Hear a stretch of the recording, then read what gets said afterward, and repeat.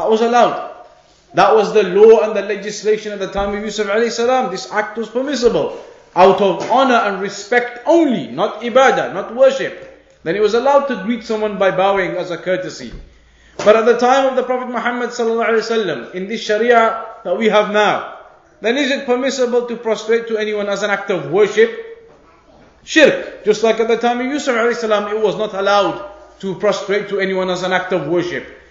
Is it allowed to prostrate or bow to someone out of courtesy and honor and respect now? Haram, shirk. It's not allowed. Not even out of greeting or honor or respect are you allowed to bow or prostrate to someone. In this religion now, in the Sharia of the Prophet Muhammad sallallahu alaihi wasallam, it's impermissible to do so. So that shows you a difference in the halal and the haram, the legislations. The legislations, they were different for the different prophets and messengers. Some things may have been halal at one time, which were haram at another time.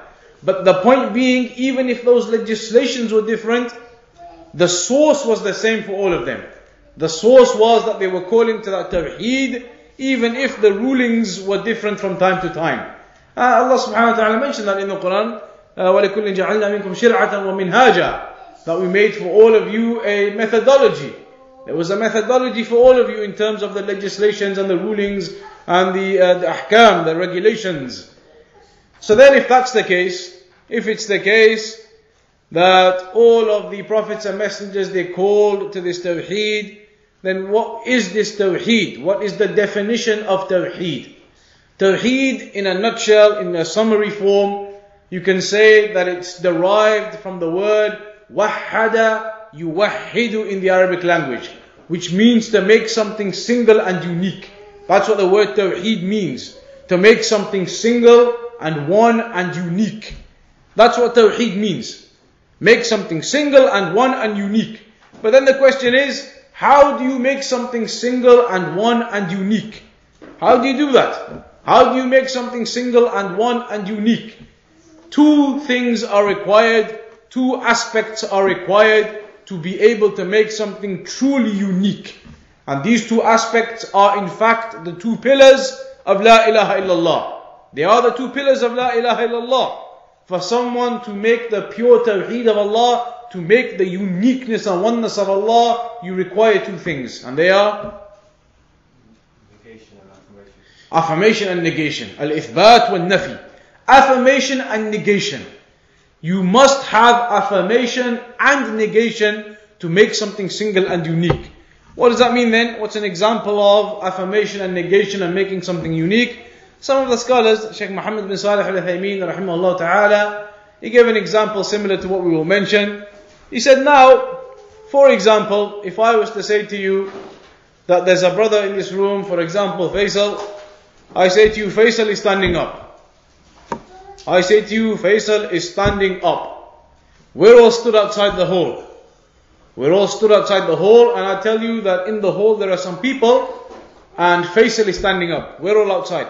If I now say to you, in that case now, based upon that information, that Faisal is standing up, how many people are stood up inside the hall? What would you say to me? If we're all outside, you can't actually physically see. Based upon my information, how many people are stood up in the hall then? One. How do you know? Because of what was reported and what was reported. I said to you that Faisal is standing up. So I gave you the name of an individual and I said to you he's standing up. We're all outside. So if I now ask you how many people are standing up inside the hall, you could say to me one. How do you know? Because I just said to you Faisal is standing up. But I would say to you in response, actually there's 7 people standing up in the hall. How could that be when I've told you Faisal is standing up? How could it be that there are actually 7 people standing up? Could it not be the fact that Khalid and Muhammad and Ahmad and such and such and such and such are also standing up? Did my statement in any way negate the fact that there is anyone else standing up besides Faisal?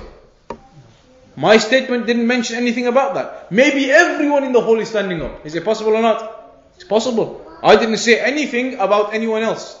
All I told you was Faisal is standing up. Maybe the next part of my sentence would have been, and actually everyone else is standing up with him as well. Who knows? All I said to you, my statement was that there's one brother called Faisal, he's standing up. So my statement was an affirmation. That was an affirmation. That statement is an affirmation. I have given you something positive, a positive statement, an affirmation, that there's one brother called such and such standing up. There's the affirmation. I have affirmed that there is at least one brother standing up. I've affirmed that there is at least one brother standing up. But my statement is only an affirmation. It in no way indicates that he is the only one standing up. Because maybe there's another guy called Khalid standing up too, another guy called Ahmed standing up too. I didn't mention them. I didn't say anything about them. So now for me to make Tawheed, to make him unique and single as the only one stood up, I need to give you the affirmation, which is Faisal is standing up, and also to give you the negation and say to you, and no one else is standing up. Now if I made that statement to you outside, Faisal is standing up in the hall, and from everybody else who is inside, no one else is standing up. Now how many people are standing up? You can say definitely one. Now you can say it. Now you can say with certainty there's only one person, because now I've given you both parts of the statement. I've given you an affirmation that there is at least one person standing up. Then I've given you the negation that there is no one else standing up. Put the two together, one person is standing up, no one else is standing up, therefore you're left with just one person standing up. And that's what La ilaha illallah is. La ilaha. There is no deity worthy of worship in truth. That's the negation. You're negating that there is nobody worthy of worship in truth, illallah. Affirmation, except Allah. That's like if I said to you, we're outside, there is no one stood up in the hall except Faisal.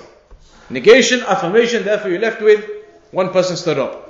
La ilaha illallah, negate the fact that there is any deity worthy of worship in truth except Allah. So you affirm the fact that Allah has that right, and therefore you're left with Tawheed. When you bring the affirmation and the negation together, you have Tawheed. If you only have one of the two, it's not Tawheed. If you only have one of the two, it's not Tawheed. If I only have the first part, and I say to you, La ilaha, there is no deity worthy of worship, then what's left? You're an atheist. Negation, all you've done is made pure negation. Pure negation isn't Tawheed. You're now negating that anyone has the right to be worshipped. So that can't be Tawheed. If you go to the other side and do only the affirmation, you say, yes, Allah has the right to be worshipped. That isn't Tawheed. Even the mushrikeen used to say Allah has the right to be worshipped. Even they used to believe in the rububiyyah, which we'll come to in a second, inshaAllah. So that in itself isn't Tawheed.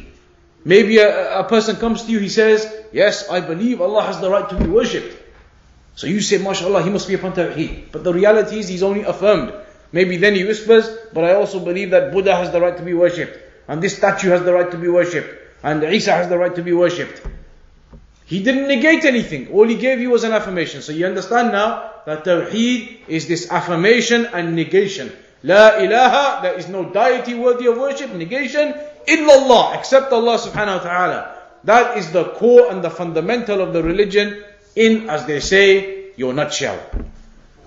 Then, if you look at the ayat of the Quran, you'll notice that the ayat of the Quran, a book like Kitab al-Tawheed, for example, the book of Shaykh Muhammad ibn Abdul Wahhab, rahimahullah ta'ala, if you look at the ayat that he quotes in that book, in the different chapters, you'll notice all of these ayat of Tawheed, many of them, they will have this affirmation and negation within them. You'll see it. Because Tawheed is affirmation and negation. Even the ayat we quoted just now. وَلَقَدْ بَعَثْنَا فِي كُلِّ أُمَّةٍ رَسُولًا, we sent a messenger to all of the people, أَنِ اعْبُدُوا اللَّهِ, worship Allah upon Tawheed, affirmation, وَاجْتَنِبُوا الطَّاغُوتِ, and stay away from the false deities, negation. Similarly, the other ayat, يَا قَوْمِ اعْبُدُوا اللَّهِ, يَا قَوْمِ اعْبُدُوا اللَّهَ مَا لَكُم مِّنْ إِلَهٍ غَيْرُهُ. O people, worship Allah upon Tawheed, affirmation, مَا لَكُم مِّنْ إِلَهٍ غَيْرُهُ.